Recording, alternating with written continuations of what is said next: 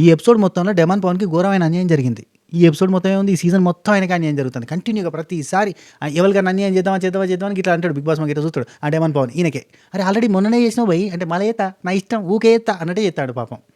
Demon పవన్కి వాళ్ళు అయితే house mates అందరూ కూడా పెద్ద దెబ్బేసిరబ్బా. అందరూ దొంగలని ప్రూవ్ చేసుకున్నారు. వీళ్ళంతా దొంగలని ప్రూవ్ చేయడానికే బిగ్ బాస్ మామ ఈ స్కెచ్ చేసిన అన్న ఫీల్ వచ్చింది నాకు.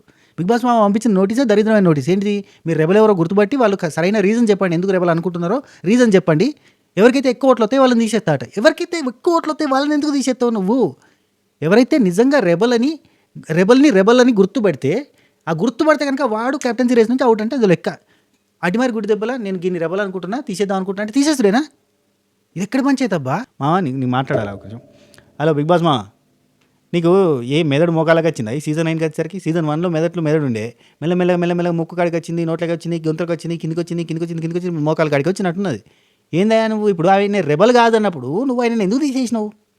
ఏ ఊళ్ళు ఉన్నది న్యాయం చెప్పు, నువ్వు నీ ఊళ్ళు ఉన్నదా? ఎవరికి ఫేవర్ చేస్తావు నాకైతే అర్థమైతలేదు. నీ బాయ్, ఇంకోసారి మాట్లాడ నీతో అలిగిన బుంగమూతి పెట్టడం. ఫుల్ వీడియో యూట్యూబ్లో ఉంది, యూట్యూబ్ లింక్ బయోలో ఉంది, అడిగి వచ్చేయరి మస్తు మాట్లాడుకుందాం.